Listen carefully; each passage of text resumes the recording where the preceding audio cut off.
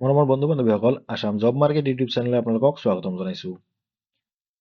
আজি DWE আসামৰ ফালৰ পৰা দুইখন নতুন এডভাৰটাইজমেণ্ট জাৰি কৰা হৈছে আৰু এই এডভাৰটাইজমেণ্ট দুইখনত টোটাল 4,500টা শিক্ষকৰ পদ খালী থকা বুলি উল্লেখ কৰিছে। তো আহক আমি একো দেৰি নকৰাকৈ এই এডভাৰটাইজমেণ্ট দুখনত কি কি দিয়া আছে ডিটেইলছত চাই লওঁ। এই দুইখন অফিচিয়েল এডভাৰটাইজমেণ্ট হয়। আপোনালোকে যদি চাই এই দুইখন অফিচিয়েল এডভাৰটাইজমেণ্ট হয়। তো প্ৰথমতে ইয়াতে কোৱা হৈছে এই এডভাৰটাইজমেণ্ট দুইখন পাব্লিছ হৈছে DWEৰ ফালৰ পৰা। আপোনালোকে যদি চাই ইয়াতে দুটা এডভাৰটাইজমেণ্ট নাম্বাৰ দি আছে, এটা LP লেভেলৰ কাৰণে আৰু এটা দি আছে UP লেভেলৰ কাৰণে, আপাৰ প্ৰাইমেৰী ছেকশ্যনৰ কাৰণে। টোটাল ভেকেণ্ট পোষ্ট ইয়াতে দি আছে। LP ছেকশ্যনত টোটাল ভেকেণ্ট পোষ্ট আছে 2900 আৰু UP ছেকশ্যনত টোটাল ভেকেণ্ট পোষ্ট আছে 1600। ইয়াতে চেলাৰী বহুত ধুনীয়া চেলাৰী দি আছে, 14,000 টকাৰ পৰা 70,000 টকালৈকে এইটো পে বেণ্ড 2ৰ চেলাৰী হয়। ইয়াৰ লগতে গ্ৰেড পে থাকিব আৰু বাকী যিবোৰ এলাৱেন্সেছ থাকে এইবোৰ থাকিব। এই পোষ্টকেইটাৰ কাৰণে আপোনালোকক অনলাইন এপ্লাই কৰিব লাগিব। ইয়াতে অফিচিয়েল ৱেবছাইট দি আছে dwe.assam.gov.in। নেচাৰ অফ পোষ্ট যদি চাওঁ, প্ৰথমতে ইয়াতে LP ছেকশ্যনৰ কাৰণে দি আছে। LP ছেকশ্যনৰ পোষ্ট কেইটা এছিষ্টেণ্ট টিচাৰৰ পোষ্ট হয় আৰু UP ছেকশ্যনৰ পোষ্ট কেইটা ইয়াতে দি আছে এছিষ্টেণ্ট টিচাৰ, সায়েন্স টিচাৰ আৰু হিন্দী টিচাৰ। এই পোষ্টকেইটাৰ কাৰণে অনলাইন এপ্লিকেশ্যন প্ৰচেছ অহা 15 ফেব্ৰুৱাৰী 2025 তাৰিখৰ পৰা আৰম্ভ হ'ব আৰু 31 মাৰ্চ 2025 তাৰিখলৈকে এই পোষ্টকেইটাৰ কাৰণে আপোনালোকে অনলাইন এপ্লাই কৰিব পাৰিব। ইয়াতে কণ্ডিশ্যনছ অফ ৰিক্ৰুটমেণ্ট দিয়া আছে। ইয়াতে প্ৰথমতে কৈছে আসাম টেট বা CTET যিকোনো এটা পাছ কৰা হ'লে এই পোষ্টকেইটাৰ কাৰণে এপ্লাই কৰিব পাৰিব। আৰু ইয়াতে কৈছে যোনটো স্কুলৰ এগেইনষ্টত আপোনালোকে এপ্লাই কৰিব বিচাৰে সেই স্কুলৰ যি মিডিয়াম অফ ইনষ্ট্ৰাকশ্যন আছে, যোনটো মিডিয়ামৰ স্কুল হয়, আপোনাৰ লেংগুৱেজ 1 বা লেংগুৱেজ 2 যিকোনো এটা সেই মিডিয়াম অফ ইনষ্ট্ৰাকশ্যনৰ লগত মেচ কৰিব লাগিব। ইয়াতে এজ লিমিটৰ কথা কোৱা হৈছে। ইয়াতে কৈছে 1 জানুৱাৰী 2025 তাৰিখ সাপেক্ষে কেণ্ডিডেট এজনৰ মিনিমাম বয়স 18 বছৰৰ পৰা 40 বছৰৰ ভিতৰত হ'ব লাগিব যদি আনৰিজাৰ্ভ কেটেগৰীৰ পৰা বিলং কৰে। যদি এক্স ছাৰ্ভিচমেন হয়, মেক্সিমাম বয়স 42 ইয়াৰ্ছলৈ কনচিডাৰ কৰা হ'ব। যদি OBC বা MOBC কেটেগৰীৰ পৰা বিলং কৰে, মেক্সিমাম বয়স 43 ইয়াৰ্ছলৈ কনচিডাৰ কৰা হ'ব।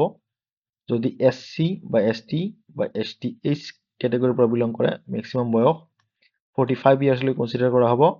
আৰু যদি PWD কেণ্ডিডেট হয়, তেতিয়াহ'লে মেক্সিমাম বয়স 50 ইয়াৰ্ছলৈ কনচিডাৰ কৰা হ'ব।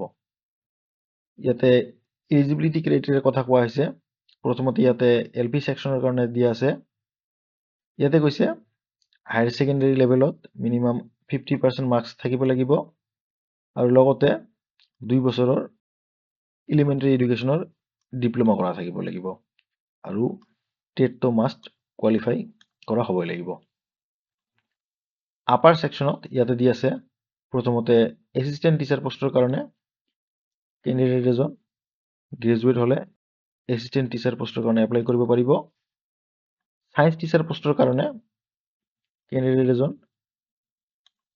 BSc পাছ কৰা হ'ব লাগিব আৰু হিন্দী টিচাৰৰ কাৰণে ইয়াতে কৈছে গ্ৰেজুৱেশ্যন কমপ্লিট কৰা হ'ব লাগিব আৰু কৈছে গ্ৰেজুৱেশ্যন লেভেলত হিন্দী ছাবজেক্টটো মাষ্ট থাকিব লাগিব।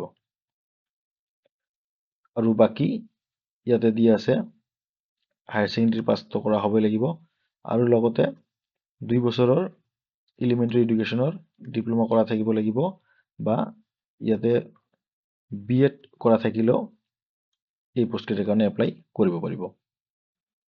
অফিচিয়েল এডভাৰটাইজমেণ্টত ইয়াতে আৰু কিছুমান কথা উল্লেখ কৰি দিয়া আছে। ইয়াতে প্ৰথমতে LP ছেকশ্যনৰ কাৰণে আমি চাই আছোঁ।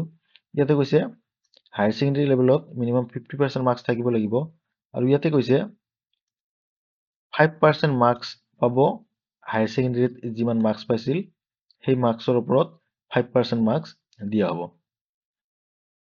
আৰু 5% মাৰ্কছ দিয়া হ'ব যি এলিমেণ্টাৰী এডুকেশ্যনৰ ডিপ্ল'মা আছে সেই ডিপ্ল'মাৰ মাৰ্কছৰ ওপৰত 5% মাৰ্কছ দিয়া হ'ব আৰু 85% মাৰ্কছ টেটৰ ওপৰত দিয়া হ'ব।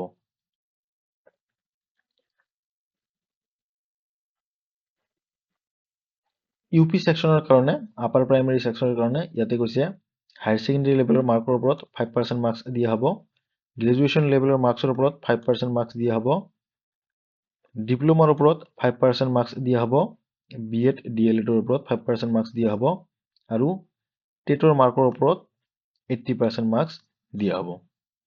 ইয়াতে বন্ধুসকল অলপ মন কৰিব, ইয়াতে এটা কথা দি আছে, এজন কেণ্ডিডেটে কেৱল এটা পোষ্টৰ এগেইনষ্টতেহে এপ্লাই কৰিব পাৰিব। আপোনালোকে যদি অফিচিয়েল এডভাৰটাইজমেণ্ট পঢ়ি চাব বিচাৰে, এই ভিডিঅ'ৰ ডিছক্ৰিপশ্যনত লিংক দিয়া থাকিব, তাতে ক্লিক কৰি আপোনালোকে অফিচিয়েল এডভাৰটাইজমেণ্টবোৰ পঢ়ি চাব পাৰিব। ইয়াতে বন্ধুসকল মই আপোনালোকক ৰিকুৱেষ্ট কৰিম, আপোনালোকে আমাৰ টেলিগ্ৰাম চেনেলটো জইন কৰি থ'ব। আমাৰ টেলিগ্ৰাম চেনেলত আমি অসমৰ যিকোনো চাকৰিৰ খবৰ অন টাইমত আপডেট কৰি থাকোঁ। তো বন্ধুসকল ভিডিঅ'টো যদি ভাল লাগিছে লাইক এটা কৰি দিব। আমাৰ চেনেলটোক যদি এতিয়ালৈকে ছাবস্ক্ৰাইব কৰা নাই, কাইলৈ আমাৰ চেনেলটোক ছাবস্ক্ৰাইব কৰি ল'ব। আমি এনেকুৱা জব ৰিলেটেড টপিকছত ভিডিঅ' আপোনালোকৰ কাৰণে ৰেগুলাৰলি পাব্লিছ কৰি থাকোঁ। ধন্যবাদ।